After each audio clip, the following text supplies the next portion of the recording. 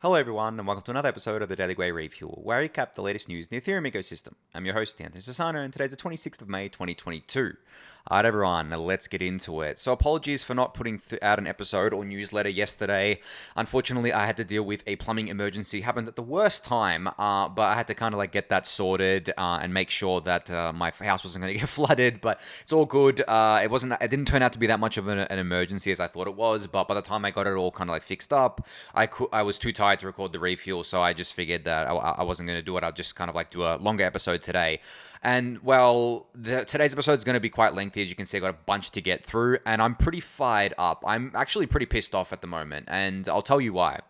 So there was this tweet thread from Martin Koppelman yesterday, who is one of the co-founders of Gnosis, talking about this 7-block reorg on the Beacon chain. Now, for those of you who don't know what reorgs are, I'm not going to kind of like go into depth about what they are. It can be quite a complex topic, but I've talked about it before. Basically, the way blockchains work, specifically, so not all blockchains, but like specifically like Ethereum proof of work, Bitcoin proof of work, Ethereum proof of stake, is that like blocks, especially in proof of work, there's no concept of finality, right? So the blocks aren't finalized. Technically, both Ethereum and Bitcoin can be reorged to Genesis. So what that means is you can basically replace the blocks that have already been mined with kind of like other blocks. But in the case of kind of like this reorg that happened on the Beacon chain, it wasn't due to a kind of consensus issue. It wasn't due to a bug or anything like that, and it was already an issue that had been fixed and rectified. It's just that the clients so the issue got rectified in the clients,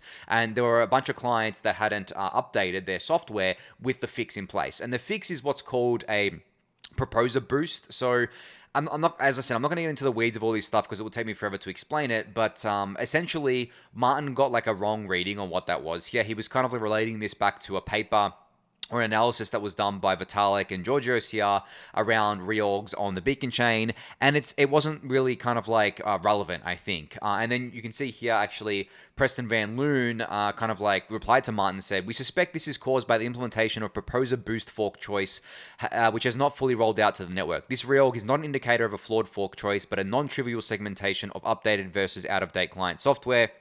AKA, people needed to update their software, essentially, right? So yeah, and just as well on this front, 7 blocks in Beacon chain is 86 seconds. 7 times 12-second blocks is 86 seconds, right? So it's not actually that long. Like, I think some people look at 7 block and think that it's like a Bitcoin block, which is every 10 minutes, and they think it's like a 70-minute reorg. No, it's like 86 seconds. It's not actually that deep of a kind of like reorg there. But that's kind of like orthogonal, I guess. One thing, and the reason why I'm kind of like really upset today is because people took this thread from Martin and ran with it, especially people who don't like Ethereum, such as the Bitcoin maximalist. No fact checking, no kind of like looking at what the core devs are saying and seeing what the actual issue is, no nuance, just, hey, here's something that happened on Ethereum that looks bad, we're just going to kind of like FUD Ethereum with it. And it's really, really pissed me off because not only kind of like that happening, but also I'm sure you guys noticed today the ETH Bitcoin ratio went down a little bit. I mean, it's not even down like that much compared to like what it's been doing the past few weeks. It's just today it kind of like dumped a little bit, and everyone's talking about it for some reason. I don't even know why. It's just kind of like all coming at once, and people are like, oh, people are selling their ETH because they finally realized that Ethereum is kind of like a perpetual motion machine. It's deeply flawed, and the merge is going to fail, and all this bullshit. I'm like, what the fuck is going on? Like, I'm just in my mind right now. Like, I'm actually recording this earlier than usual because right now I'm just like, what the fuck, to be honest. Like, I've got no idea what's going on, and I feel like people are literally just like overreacting to things because the price is going down. And the thing is, though, ETH isn't the only thing going down. Everything's going down. The entire market is selling off. So I don't know, but yeah, that's just kind of like got me fired up, and especially because you guys know, obviously I'm an educator. Whenever I see misinformation, I get really, really pissed off about it. But anyway, there was a kind of something that Martin said after he posted this tweet. Martin, by the way, isn't trying to FUD Ethereum, isn't a bad actor or anything like that. And he said the amount of attention this tweet quickly got, specifically from people not interested in Ethereum success, makes me almost regret doing it. And then Vitalik replied by saying, please don't regret it. Truth seeking is more important than not giving the wrong people rhetorical ammunition or whatever. So I agree with Vitalik, but like I would actually take like a different kind of view on that as well. The problem with like truth seeking, especially on places like Twitter, is that most people aren't interested in the truth. most people are interested in confirming their biases and kind of like spreading a narrative that is better for their bags, especially obviously in crypto, right? So I kind of disagree with Vitalik there, that I think that putting out like bad information, even though you maybe even unknowingly doing it publicly, is not a great thing to do, because as I said, people run with it, they kind of like spread it out to their audience, and they don't correct it, and they don't kind of like follow up with kind of like the accurate information later on, and then it falls back to people like myself, like a lot of people on Twitter, like Bankless, like all these people that do education to correct this sort of stuff. And it's super frustrating, guys. Like, it's super frustrating that, like, this is like a never-ending battle. I want to educate out of the love for Ethereum. I don't want to have to, like, keep, all the time, keep correcting this misinformation. It's just, it makes me depressed, to be honest. Like, the fact that it's been so long since I've been doing this, and we still see the same thing over and over and over again. I know it's never going to end. I know that there is a segment of kind of like the crypto community, the Bitcoin maxis and a bunch of others that want Ethereum to fail, that will use any information they can to make Ethereum fail, and I get that. Like, I'm not trying to get people to feel sorry for me. I'm not trying to say that kind of like I don't understand that this is going to be the way it is forever, but it's just incredibly frustrating. But anyway, that's kind of like, again, just like, I guess, a little bit off topic from the actual COP topic at hand. But for the best explanation on what happened, you should read this tweet thread from Terrence from the Prior Labs team. So, I mean, this is coming straight from the horse's mouth, so to speak, right? Terrence is a core dev. He builds the beacon chain kind of like software. So if anyone's going to know, it's going to be him, right? So I already went through the kind of like TLDR. This was basically... the TLDR, Terrence says here, Proposer Boost is the defense against various LMD ghost attacks. It gives the on-time block an extra boost for votes. So there was a bunch of attacks against Ethereum Proof of Stake highlighted a while ago, and this is kind of like, the Proposer Boost is one of the fixes to those attacks. So we already knew about this, the attack. Like, I'm not saying what happened on the beacon chain was an attack. It wasn't, from what I can see, but we already knew about this kind of like possible attack, and we put in a fix for it, and it wasn't, because it wasn't a fix that required a hard fork, it was an optional. It wasn't. Technically, it's an optional upgrade, so people don't have to upgrade because they're not going to, get kicked off the chain or whatever, because it's not a hard fork. But because it's not a hard fork, less people updated. So those people who didn't update means it resulted in what we saw, was that 7-block kind of like reorg there. But essentially, the Proposer Boost is kind of like a defense against that attack, and it actually works quite well against that attack from what I've seen. It's just that you need the clients to update to get there, right? Anyway, I would suggest reading through this tweet thread from Terrence to kind of get a full breakdown on exactly what happened here. But I just want to stress, guys, that this was not a critical bug. This is not an attack on the network. This is not something that wasn't already known ahead of time. This was simply due to people not upgrading their clients because it wasn't a hard forked kind of like update. It didn't require a hard fork to do this. And it's good that it happened now, right? It gets more people to kind of like update before the merge. And speaking of the merge, I don't think this is going to result in a delay of the merge or anything like that. I don't think this has any impact on the merge, to be honest. From what I can see, this would happen pre or post the merge. It doesn't really matter, right? This could have happened after the merge. I don't know if it would have been like worse after the merge or not. It just depends on kind of like what happened there. But yeah, I think, given the fact that the beacon chain is going to go through another hard fork anyway, to kind of like get itself ready for the merge, by the time that happens and people upgrade their clients, it's already going to have the Proposer Boost fix in place. So theoretically, 99+% of the clients should have this fix in place before the merge happens, because of the fact that they're going to be forced to upgrade anyway, as part of the consensus layer hard fork for the merge. So that's that there. And then the final kind of like tweet on this that I put out before was people using the beacon chain 7-block reorg incident to say that Ethereum proof of stake has failed is really silly. They don't even know what they're talking about and are just looking for literally a reason to fight Ethereum. I did say the fight would increase the closer we got to the merge. And I mean, it's playing out exactly as I said it would. And it's just frustrating, as I said, guys. I know I seem a little bit flustered on today's episode. It's more than I'm just like really fired up about this sort of stuff. And I literally, it was funny. I got really fired up about it like 10 minutes ago or whatever. And I was like, okay, well, no, fuck it. I got to record the refuel now. Got to get this out there. I want people to kind of like understand that what they're reading from a lot of people that are completely uninformed is just trash information. I encourage all of you to always question everything you see. Question what I'm saying too. Like, don't just take my word for it. This is why I always guide you guys towards kind of like other people. Like I said, go read Terrence's thread, right? Go into the ETH R&D Discord channel and see what's being discussed there. Don't just take any one person's word for something. And this is exactly why I encourage you to do that, because of the fact that I can get things wrong. Like, I'm not infallible, right? Just because I think I'm giving you the right information doesn't mean that I necessarily am. I try my very hardest to make sure that I'm not spreading any kind of bad information. But that's why I always highlight that you guys should go kind of like read these things. And I think, as I said, as we get closer to the merge, the fight is going to increase, unfortunately. And probably after the merge as well. Like, Bitcoin maximalists always love to use like literally anything to say that Ethereum has failed, proof of stake has failed, blah, blah, blah. And it's just like, kind of like, why do you guys care so much? Like, I've always had that kind of like question in my mind. It's like, okay, the only explanation I can come up with of why Bitcoin maximalists care so much about Ethereum is that they view Ethereum as a threat. Now, they'll say, oh, no, but Ethereum's not a threat. ETH's not money, right? ETH's not kind of like sound money. ETH is a scam, blah, blah. But like, okay, but like, there's so many other things that are actual scams in crypto that you never talk about, but you talk about Ethereum all the time and have for years, and literally every single thing Ethereum does is apparently like evil, right?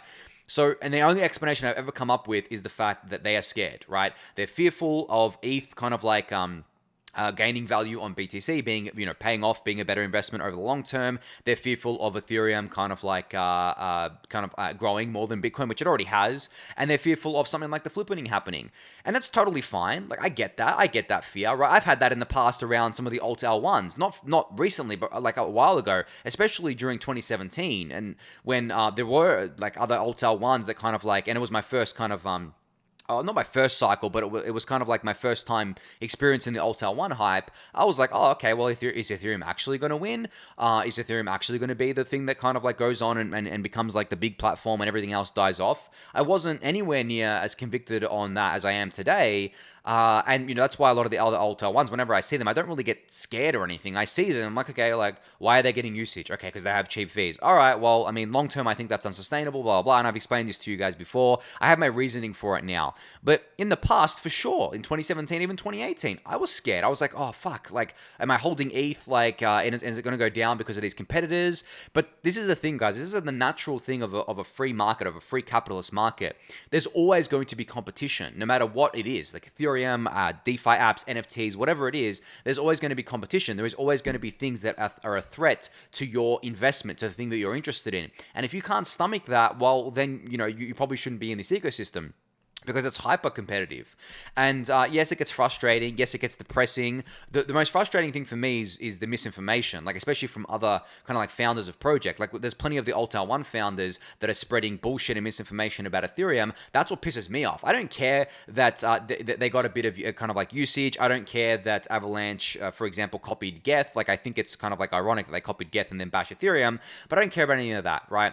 And I do point out the flaws in these things, but I think what I do is I try to point out the flaws in these things and then kind of like reiterate why Ethereum doesn't have this and why Ethereum is the way it is, because of it could lead to some of these other flaws playing out on Ethereum if it wasn't. So anyway, that's kind of like almost a 15-minute rant there on all of that. I hope I cleared up a lot of this stuff for you guys. But as I said, like, please read Terrence's thread. It'll be linked in the YouTube description. Please, if you've got time, if you're interested, go into the ETH R&D Discord, read what's being said in there, and please study the kind of like things that Terrence linked in his thread as well, which is these kind of like attacks that were kind of like identified and the fixes for them. And in saying that, this stuff is inherently complex. This is core protocol level stuff. So don't feel like an idiot just because you don't understand it. Like, I'm not going to say that I understand the technical details of all of this, but I understand it enough, I think, to realize that it is not a big deal and realize why it actually happened and what fixes actually in place to fix it. So yeah, please go look for more information on this if you need it. Don't just take my word for it. But I think that's going to be it on that issue or topic for today. There's a bunch of other things to get through, so I'm going to move on to those. All right, so Superphiz put out a great little tweet here where he said 6 steps to the merge, which is his interpretation of this. This isn't kind of like what the Ethereum core devs have put out. This is Superphiz's interpretation of these 6 steps. So we have the Ropsten testnet fork happening on June 8th, as you guys know. The next testnet fork will be Sepolia, which is the new Ethereum testnet, and then Girly after that. And then we're gonna have Paris, which is the execution layer fork to prepare for the merge, aka the fork on the ETH1 side, the Ethereum that we all know and use and love today. And then Bellatrix is the name for the consensus layer fork on the Beacon chain to prepare it for the merge. That's that one I was talking about before. And then you have the merge, right? We hit the total terminal difficulty on the execution layer, and the merge is done. One block's proof of work, next block will be proof of stake, and that's it. Merge is done. Hopefully it's gone smoothly. Hopefully nothing breaks, and we're all in like an Ethereum proof of stake world. Now, timing, again, as I said, August, high chance. Still, as I said, I don't think this reorg thing is going to delay that, but it could always get kind of like pushed back from August. I think August is my estimation. It is not a kind of like official data. It's not anything out there. It's just my estimation based on the information I have today. Now, the funny thing is I was actually talking to someone about this. Depending on kind of like the difficulty bomb, and depending on, I guess, okay, so let me take a step back here.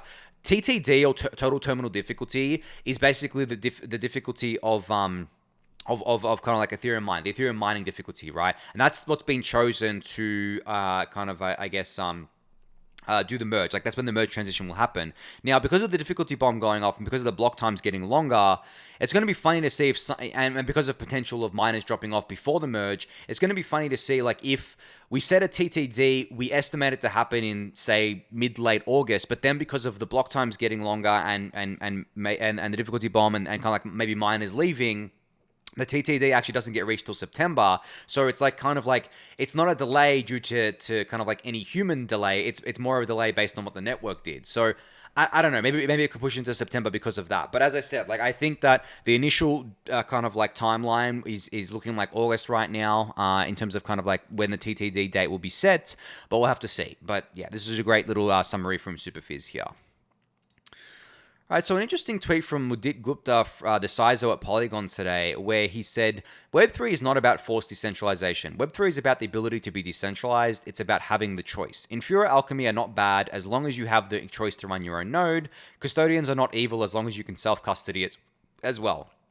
So I've talked about this before and I've written about it in my newsletter. The most bullish thing about this ecosystem for me has always been the fact that you can choose your own adventure, right? And I know I've spoken about this a lot, but basically what I mean by kind of like choosing your own adventure is that is exactly what Mudit says here. Infura and Alchemy, you use those most likely to relay your transactions. So if you're using MetaMask and you're using the default RPC on MetaMask, you're using Infura to relay your transactions. What does that mean? Basically, every time you sign and confirm a transaction, it shoots off to Infura's nodes. Infura's nodes kind of like have it in their mempool, and then it'll get mined and put into a block. Now, is this the most trustless way to interact with Ethereum? No, of course not. If Infura wanted to, they could censor you. They could block your transactions. And they could do that without the network being centralized, but they could do that because they're the ones running the nodes, right? Their nodes are centralized. But in saying that, and Alchemy is the same thing, but in saying that, you can run your own Ethereum full node, right, locally on your computer or on a server, or wherever you want to kind of like run it. Then you can point your MetaMask RPC to that full node. Then you have a fully trustless experience because you're not going to censor yourself, right? You're not going to censor your own transactions. And unless someone was able to get control of your full node, no one can censor you, essentially. So that is the full self-sovereign, trustless way to interact with Ethereum. Now, the reason why this is a choice is because it's exactly that. You can have your RPC as Infura or Alchemy, or you can have your RPC as your own full node. That is what decentralization is all about. And in my mind, is that we're not forcing people to use it. We're giving users the choice.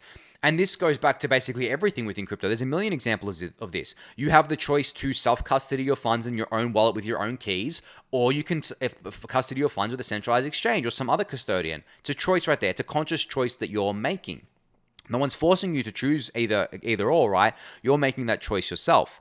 You can choose to interact with the DeFi protocol directly, with the smart contracts directly yourself, or you can choose to use a front end, or you can choose to use a centralized front end. Like you can use the, sorry, I should kind of like change my wording there. You can use the front end, that the team has provided. So, for example, you can use Uniswap's front end, or you could use a third-party front end such as Zappa, or you could use a centralized exchange as a front end, right? You could kind of like use even a decentralized front end, but you don't know kind of like what the risk profile is there. It may be more risky than using your own local one. You can use your own local one to interact with the contracts as well. Not many people know that. You can actually run, as long as the front end is open source, you can run that front end locally on your own PC instead of having to go to the website and then just kind of like do everything like that. But again, you could run your own full node on your computer, and you could interact with the smart contracts yourself as long as you knew which functions to call to do what you needed to do. So, again, choice, right?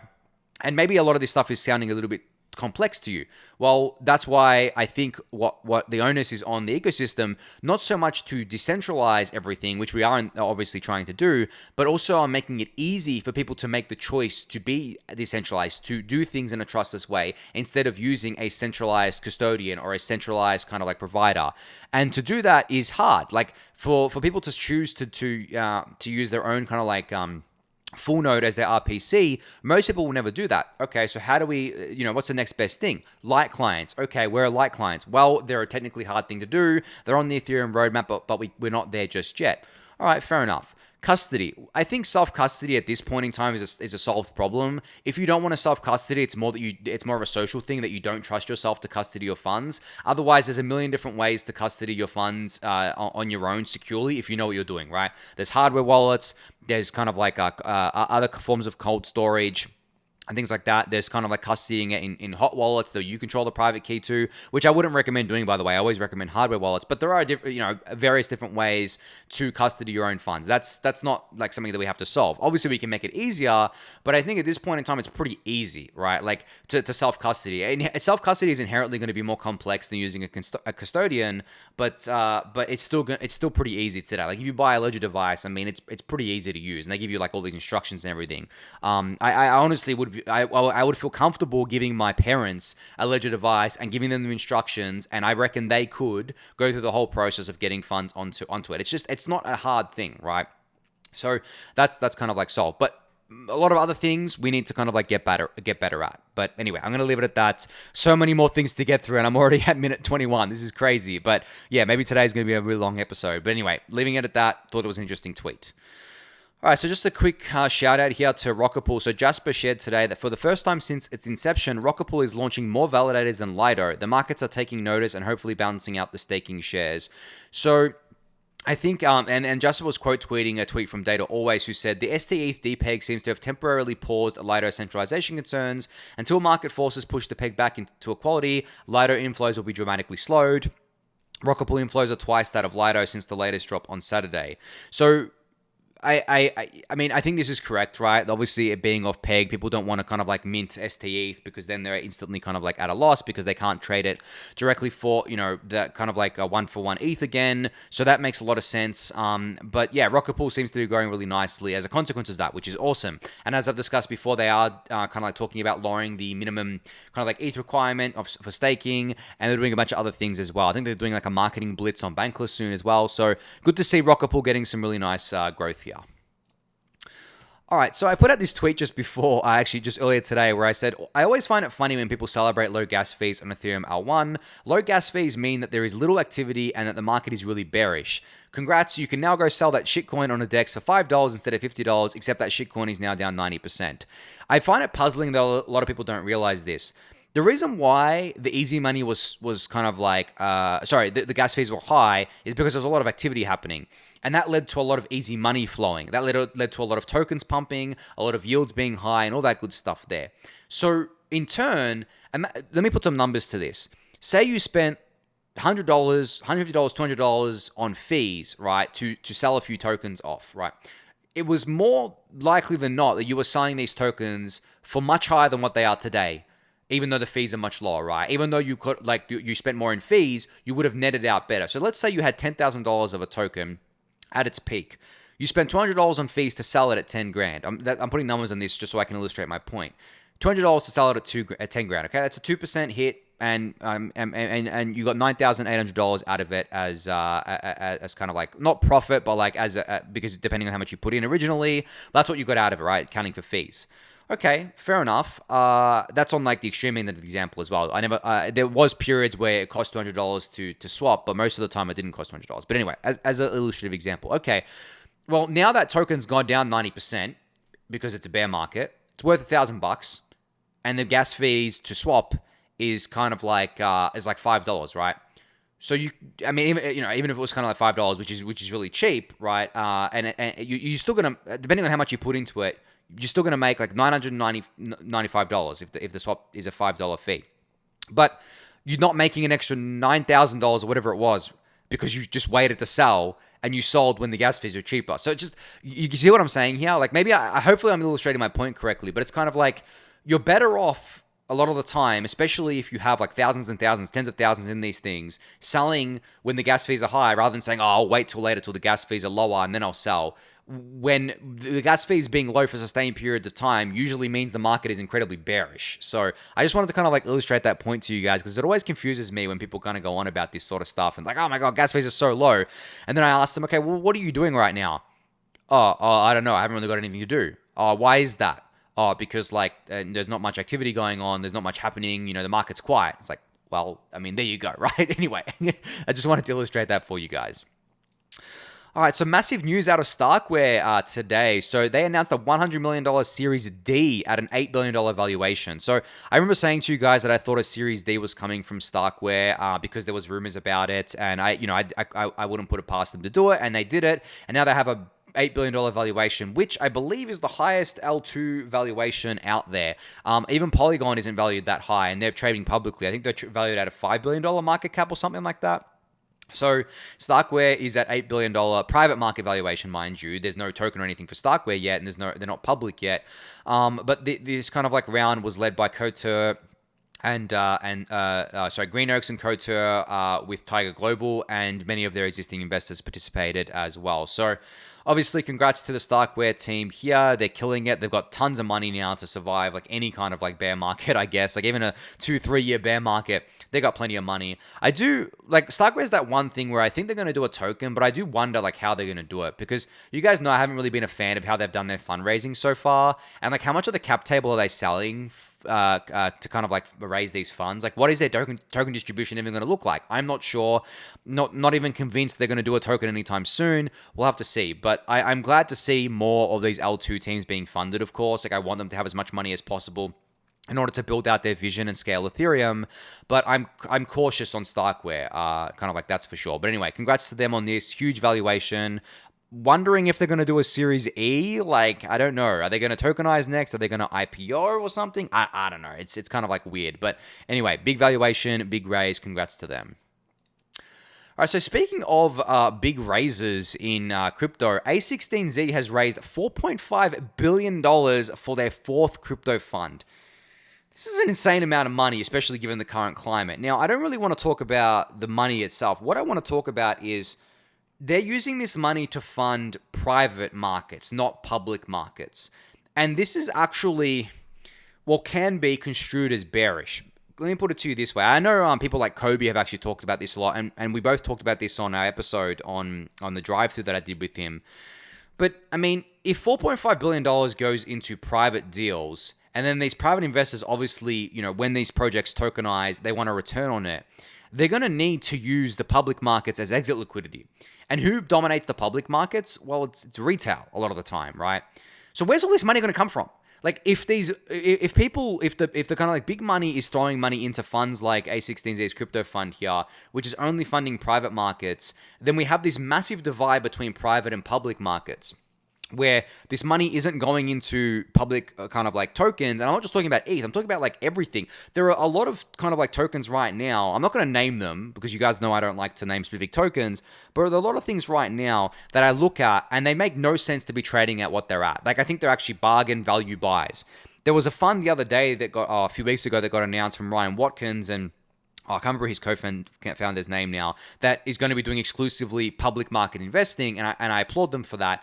But so many of these kind of like VCs and funds are private market only, which is just puzzling to me because they're going to fund these things, they're going to get locked up, they're going to get kind of like vesting and stuff like that, and they're going to kind of like rely on retail wanting to buy these things, where they could probably buy something much better on public markets today, which over the longer term will, I believe, give them a better return on investments, and kind of like won't have that kind of, I guess, overhang of all the tokens vesting out and stuff like that, because a lot of them already have done their token distribution. So I don't know. I think if I had to say, it's probably neutral for the space that this crypto fund exists, and just like crypto funds in general at this point in time exist, because they're just going into the private markets. I wouldn't say it's a negative, but it doesn't really scream positive to me. I know some people were like, oh my God, this is huge. There's more money coming into the space. It's like, yeah, guys, but like, where's that money going? It's not going into the public markets. It's going into the private markets, which are already overheated. There are seed rounds, in the bloody, how many digits is it? There's 7, 8, 9 digits, right? Like, maybe we're going to see a 10 digit and that's $1 billion seed round. Like, this is crazy. So we'll have to see how it shapes over the next few years. But so far, there's been so many tokens that have gotten destroyed because they have a lot of early investors. They get in early. They're up like 100,000x. And then they want to sell. They want to exit, especially when they have LPs in their fund.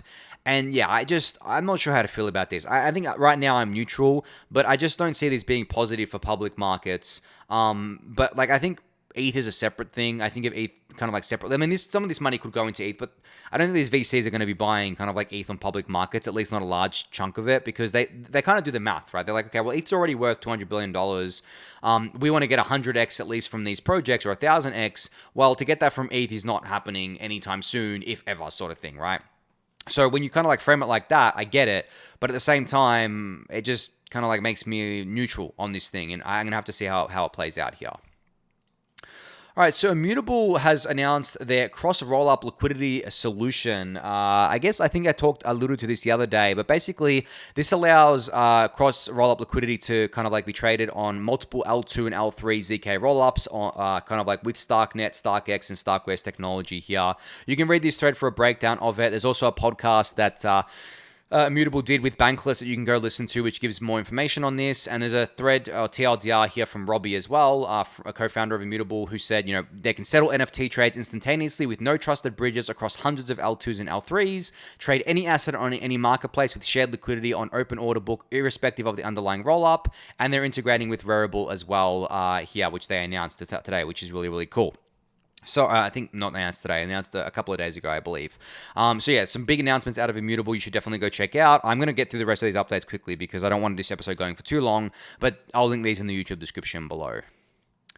So Hot Protocol has announced that they want to kick off L2 season by requesting that 1 million OP tokens from kind of like Optimism to be used to refund 80% of users' bridging costs to Optimism, which is really cool. So this is actually pretty unique. You can see here, 1 million OP tokens will go towards kind of like refunding people for bridging into Optimism, which will obviously encourage more people to kind of like bridge in. And you have to worry about Sybil resistance and stuff like that, but this is, I think, still a pretty cool kind of proposal. I don't know if it's been approved or anything like that. I think that's kind of like in discussion phase right now on the governance forum. You can go check this out.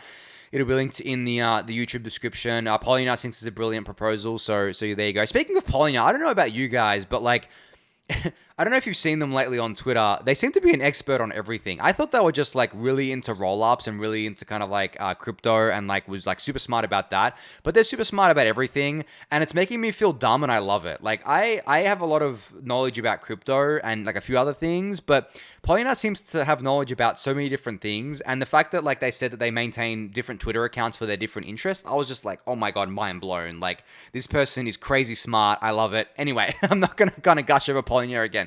Go read this proposal thread here. I think it's a really cool one. And I think, subsidizing costs for people to get onto L2s makes a lot of sense.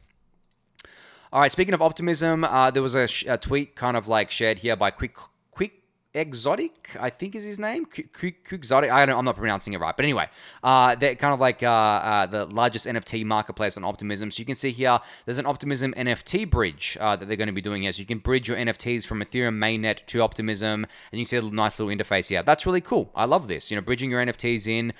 Maybe you're kind of like NFTs you want to actively trade or you want to speculate with. You can bridge them in, or you just want to hold them on Optimism instead of holding it on Ethereum mainnet.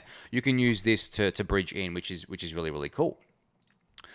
All right, so Tom Schmidt kind of like corrected a little bit of, I guess, like not direct misinformation or anything like that, but like incorrect information here from Li Jin, who was comparing Magic Eden, which is an NFT marketplace on Solana, versus OpenSea, and saying that Magic Eden had more users and more transactions and more everything than kind of like OpenSea. And then Tom Schmidt says, yeah, respectfully, the data is totally wrong because due to the different architectures of OpenSea versus Magic Eden. Because Magic Eden has all actions on chain, such as bids, offers, cancels, and sales, while OpenSea only has sales and cancels, you need to filter out transactions in order to compare one-to-one. In fact, OpenSea transactions are greater than Magic Eden transactions when factoring this in.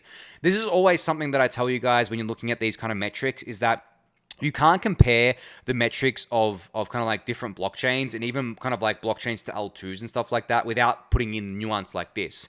Obviously, OpenSea isn't going to do everything on chain because it's very expensive on Ethereum layer 1, but on Solana it's not, right? They've obviously got those cheap fees, so they're doing everything there, which inflates the metrics. And this is true for so many metrics, like total value locked, kind of like active addresses, active traders. There's a lot of nuance at this sort of stuff, and I've described this before. I'm not going to get into it today, but I just wanted to highlight this thread from Tom because I thought it was a good one.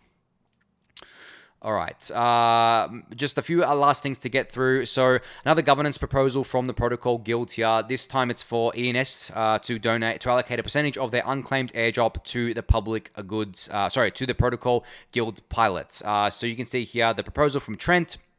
I believe this is the fifth proposal, I think, or fourth or fifth, anyway. And I think it's really cool using the unclaimed airdrop, or a percentage of the unclaimed airdrop, with which they're saying they want 200,000 ENS tokens to fund kind of like the Protocol Guild. Now, for those of you who don't know, all the unclaimed tokens from ENS that people didn't claim from the airdrop went into the ENS treasury, and now Trent's like, hey, why don't we donate this to the Protocol Guild? It makes perfect sense, right? I'm actually all for this. I hope this goes through. I think it will, considering ENS is so aligned with Ethereum and public goods funding. So anyway, go check out this kind of like a forum post here for all details on that, and I hope to see this go through soon. And speaking of Protocol Guild, they now have a Twitter, an official Twitter here. So you can go to @ProtocolGuild and go follow them there. And there's also a tweet here with basically how to keep up with Protocol Guild, the full docs, the pilot program, the interfaces, the contracts, all that good stuff there. So definitely go give them a follow. All right, so Uniswap hit $1 trillion of all-time or cumulative volume recently, I believe the other day, actually, in May. This is huge, guys. Like, I know cumulative volume isn't going to go down by definition. It's just up only. But $1 trillion of all-time volume on Uniswap. This is really, really cool. Like, I remember Uniswap when it first came out, like no one knew what it was, no one understood what it did, no one knew, people were fighting it, saying this isn't going to work. AMMs have been around as a kind of like idea for ages. They haven't worked in traditional finance. They're not going to work in crypto. Well, they worked, guys. Like they worked wonders. They worked, I think, better than anyone expected them to. And they've gone crazy. And $1 trillion on Uniswap, I mean, that's just the first kind of like step here. They're going to get 10 trillion, 100 trillion, a quadrillion maybe one day, right, of cumulative volume here, which I think that they will, because AMMs, especially Uniswap, they're so popular, they're so useful that I think this is going to keep growing over time. So congrats to Uniswap on this major milestone. All right, so the second part of Hasu's kind of like merge podcast is out with Danny Ryan and Tim Byko, but also joined by Stefan Gosselin here as a co-host. And it's his kind of like first podcast here. So you guys may know him as the Ghost Step on Twitter, been doing a lot of MEV related stuff for a while. But yeah, definitely go give this a listen to. I haven't listened to this yet. Someone pointed out to me that people were kind of like fudding this podcast, saying that Tim Byko's or Danny Ryan's or someone's answers were unsatisfactory or something. I saw that, and because I haven't listened to the podcast yet, I can't really talk to it. Can't really speak to what was said. But I want to kind of like front run it by saying that I think in Ethereum, the Ethereum ecosystem, especially the kind of like dev side, they're really honest publicly with a lot of the flaws and a lot of the issues and a lot of the things that kind of like need to be fixed with Ethereum, because that's just the way they are. That's just the community that we've fostered. Now, this doesn't mean that Ethereum is broken, that things are fundamentally unsound, that Ethereum is going to fail or anything like that. But nothing's perfect. No blockchain is perfect. No software is perfect. So people being open about the issues and kind of like the things that need to be fixed, I think is a net positive. And I don't want Ethereum to change on that. But obviously these things can be misconstrued. People can look at them and be like, oh my God, this means Ethereum's going to fail. This means Ethereum's done. And I think because because I think the topic of the podcast was MEV and liquid staking, I think some of the answers given are probably unsatisfactory because MEV is still it's not a solved thing. There are a bunch of ideas of how to quote unquote solve it or how to make it better and how to kind of like remove the negative externalities of MEV, but it's not exactly something that should be treated lightly. And I think that's what was probably relayed in the podcast, but I have to listen to it to give a better kind of opinion on it. Hopefully I can listen to it tomorrow or the day after. But yeah, I just wanted to kind of like shout it out. Definitely go listen to it as well. I'll link it in the YouTube description. And just a final shout out here. I reposted my recent newsletter titled "You Don't Own Enough ETH" via Mirror to Mirror. As a writing NFT. So they launched these kind of like writing NFTs today where anyone can publish their own kind of like blog post here as an NFT and you can collect it. So you can click this collect button up here. There's already been 15 collectors of it. It's 0.01, I believe. ETH per collection. There's 469 NFTs to own because that was the addition of this newsletter. And of course, all of the money raised or funds kind of like gotten from this will go towards public goods funding. I'll probably just throw it to the Protocol Guild. They can do whatever they want with it. So yeah, if you want to mint this as an NFT, you can.